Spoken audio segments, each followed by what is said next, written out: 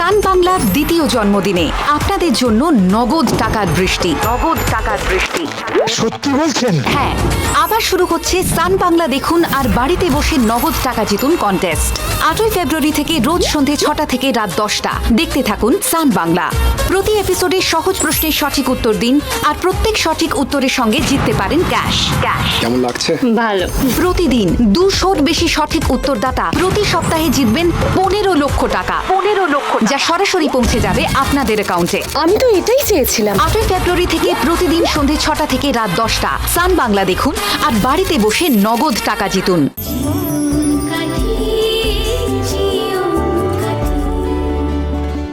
আজকে আমাদের ফুলসজ্জা সেটা ভুলে গেলে? ঋষি, আমাদের ছেলে কিন্তু বড় হয়ে গেছে, এখন আর ফুলসজ্জা নিয়ে এক্সাইটেড হতে হবে না। ছেলে বড় হয়ে গেলে কি ভালোবাসা কমে যায়? দেখো, আমার কোনোদিন প্রায়োরিটি কমেনি। তুমি আমার জন্য চিরকালই প্রথমেই ছিলে। বুঝলাম। কিচ্ছু বোঝনি। বুঝলে আমাকে এরকম কষ্ট দিতে না। আমি তোমাকে কখন কষ্ট দিলাম? দেখেছো, তুমি যে আমাকে কষ্ট দিচ্ছ সেটাই তুমি বুঝতে পারছো না। না, সত্যি পারছি না। এই যে আজকেও যে তুমি এত দূরে বসে আছো আমার থেকে, এটাকে কষ্ট দেবে বলে না? কারণ আমি বাবিকে প্রমিস করেছি যে আমি তোমাকে চিটিং করতে দেব না। চিটিং? Are you crazy? আমার বুকে আমি... ঋষি, আস্তে কথা বলো, অনেক কষ্টে ঘুম পাড়িয়েছি, আবার জেগে যাবে কিন্তু। না না, ওকে ঘুমাতে দাও। কেন গো, ভয় পেয়ে গেলে? আমি ভয় পাবো কেন? আজকে আমি সব ধরনের ভয় থেকে মুক্ত। মনে হচ্ছে জীবন আর কোনোদিন ভুল করবে না। এখন থেকে আমরা সবাই খুব ভালো থাকবো। হ্যাঁ ঋষি, সবাই সব মেনে নিল, শুধু তোমার বাবাই আমাকে মানতে পারলো না। বাবার কথা ভেবে তুমি মন খারাপ করো না। বাবা কেমন যেন হয়ে গেছে। আর তোমাকে তো আমি চিনি। আই এম শিওর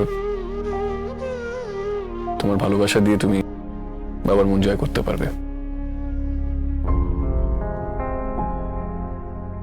জানি না ঋষি, সেই দিনটা যদি কোনোদিন আসে তাহলে সব থেকে বেশি খুশি আমি হব। আমি এবার এক্সপেক্ট করেছিলাম যে যদি এই কেসটা আমি জিতে তোমাকে বাড়ি ফিরিয়ে আনতে পারি তাহলে হয়তো বাবা আমাকে ক্ষমা করে দেবে, বাবা আমাকে অ্যাকসেপ্ট করে নেবে। কিন্তু বাবা তো আমাকে একদমই পছন্দ করে না ঋষি, আমাকে কোনোভাবেই মেনে নিতে পারছে না। জাহ্নবী, তুমি একদম চিন্তা করো না।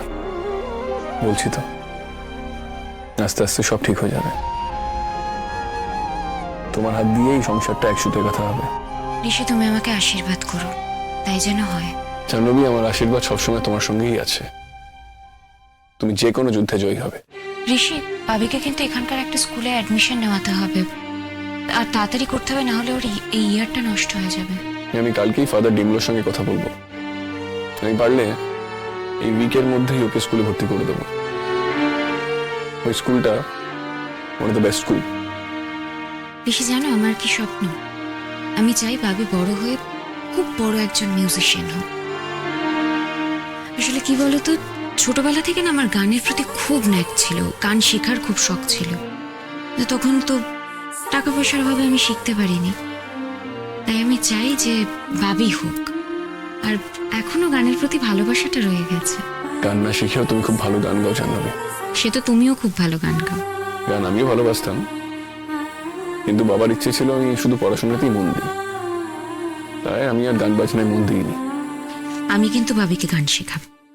সে তো তোমার ছেলে, তোমার যেটা ওর জন্য ভালো মনে হবে সেটাই করবে। আমাকে জিজ্ঞেস করার কোনো দরকার নেই। আমি তোমায় জিজ্ঞেস করিনি, আমি তোমায় বললাম আমার ছেলের ব্যাপারে শেষ কথা আমিই বলবো, বুঝেছো? জানো তো, মাঝে মাঝে আমার ওর উপরে খুব হিংসা হয়। ওর মতন ভালোবাসা যদি আমি একটু পেতাম। তাই বুঝি? তুমি কি কিছুই পাওনি? তাই বুঝি, বুঝতে পারি না। আসলে সারাক্ষণ তো তোমার মুখে ওরই নাম, আমি কি করছি, কি খাচ্ছি, বা সারাদিন কি করে কাটাচ্ছি, কিন্তু দেখোই না, সবসময় তো ওরই কথা বল। ঋষি, আমি তো তোমাকে আমার থেকে আলাদাই ভাবি না, তুমি আর আমি তো এক। আমি যতবার শ্বাস নিই আমি মনে মনে তোমাকেই ডাকি, তুমি তো শুনতে পাও না? আর আমরা তাদেরই নাম ধরে ডাকি যারা আমাদের কাছে থাকে। আর যে মানুষটা আমার সাথে মিশে আছে তাকে কি করে আলাদা করে ডাকবো বলো তো? তুমি সবাইকে নিয়ে ব্যস্ত হয়ে বললে আমার কিন্তু একটু মন খারাপ হয়। ঋষি, সংসারটা তো সবাইকে নিয়ে, সবাই ভালো থাকলেই তো আমরা ভালো থাকবো। সবাইকে সময় দিতে গেলে তো আমি সময়টা পাবো না।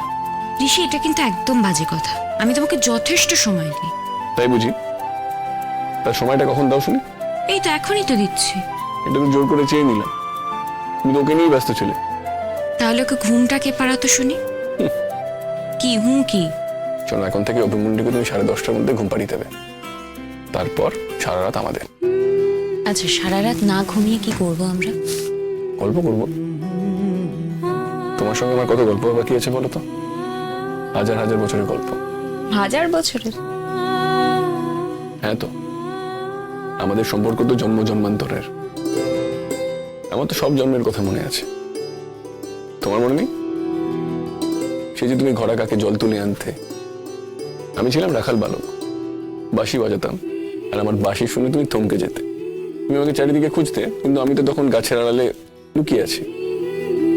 তারপর যে জন্মে আমি নাবিক ছিলাম, মাসের পর মাস তোমাকে ছেড়ে থাকতে হতো। তুমি আমার অপেক্ষা করে থাকতে।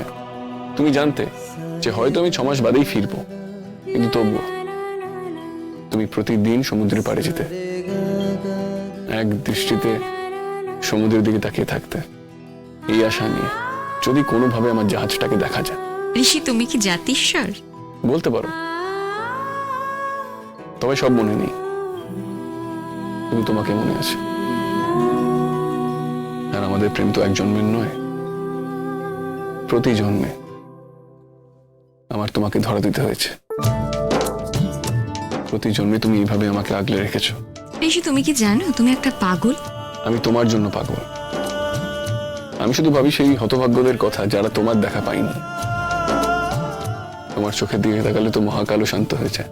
তুমি সেই নদী, যেই নদীতে ডুব দিলে অতলের সন্ধান পাওয়া যায়। কিন্তু আমার সেই মেঘবালিকা, যার জন্য এক পৃথিবী কথা লেখা ছিল আমার, আর এতদিনে এক পৃথিবীর একটি পাতাও লেখা হয়নি। আজ থেকে লেখা শুরু করব। তবে আমি একা লিখবো না, তোমাকেও আমার সাথে লিখতে হবে আমাদের পৃথিবীর গল্প। তুমি লিখবে তো? বলো। লিখবো ঋষি, আমরা দুজনে মিলে একটা রূপকথা লিখব। জাহ্নবী, কতদিন তোমার গান শুনিনি, আজ একবার গান গিয়ে শোনাবে? গান এখন? হ্যাঁ, গান গাইতে প্রবলেম কি? ঋষি, আমি বাবিকে খুব কষ্ট করে ঘুম পাড়িয়েছি। এখন যদি গান গাই আর ও যদি জেগে যায়? জাগলে জাগবে, আমি ঘুম পাড়িয়ে দেবো। তোমাকে গান গাইতেই হবে। আরেকটা কথা। কি?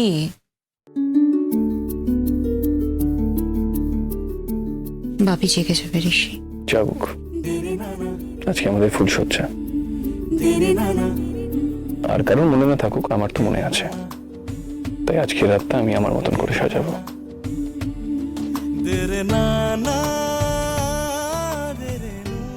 কি ছেলে মানুষই হচ্ছে ঋষি।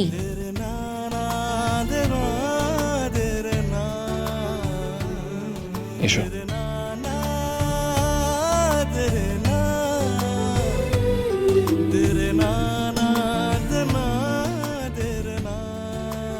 ঋষি, কোথায় নিয়ে যাচ্ছ আমাকে? বলো, কিছু তো বলো।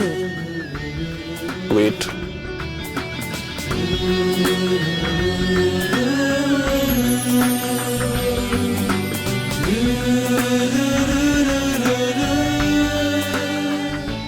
এটা তুমি কি করেছো? কি সুন্দর, খুব সুন্দর হয়েছে। জাহ্নবী,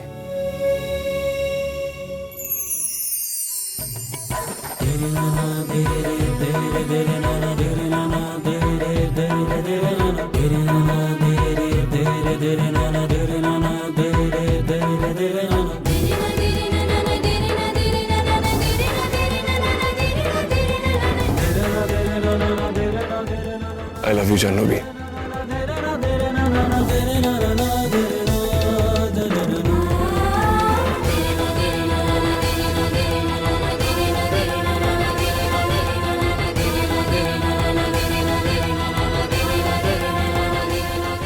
লাভ you. I love you too, Rishi. এবার গানটা গাও প্লিজ।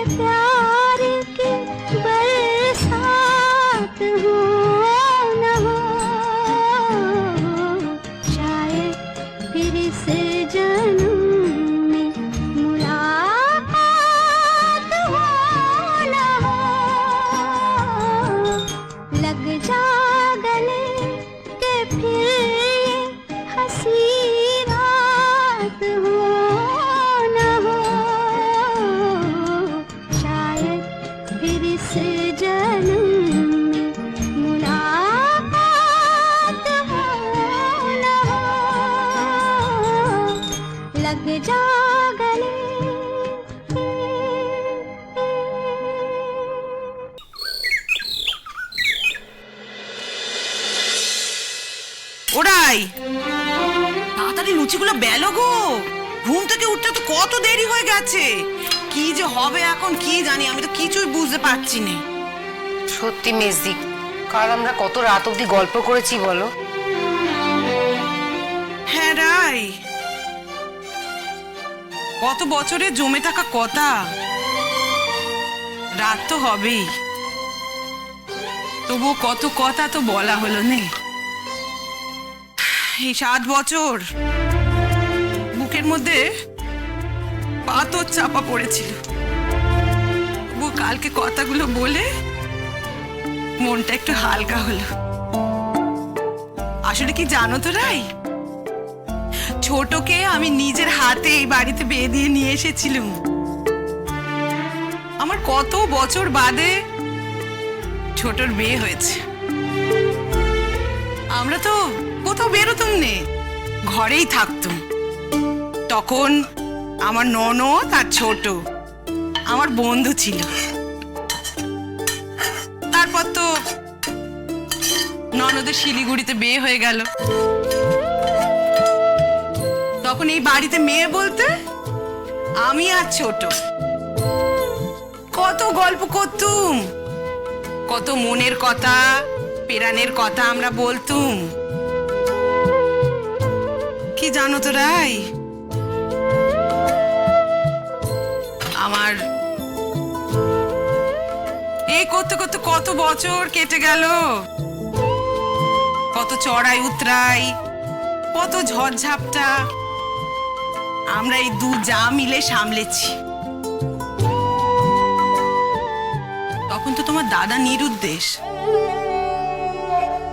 কত লোকের কত টিকা টিপ্পনি, কত কিছু সহ্য করতে হয়েছে। আমি তো কিছু বলতে পারতুম নি, শুধু কাঁদতুম, শুধু কাঁদতুম। কিন্তু ছোট, আমায় যদি কেউ কিছু বলতো একেবারে রণমূর্তি ধারণ করতো। ছোটর ভয় কেউ কিছু আমাকে বলতেই পারতো না। আমার মায়ের পেটের ভাই বোনের চেয়েও ছোট আমার অনেক কাছের, অনেক আপন, বুঝলে রাই? সত্যি মেসি, সম্পর্ক বলতে যে শুধু রক্তের সম্পর্ককে বোঝায় না, সেটা তোমাদের কাছে না এলে বুঝতে পারতাম না। আমি তো কেউ না তোমাদের, তবু প্রতিটা মুহূর্তে তোমরা আমাদের পাশে দাঁড়িয়েছ। আর ছোটদির তো কোনো তুলনাই হয় না।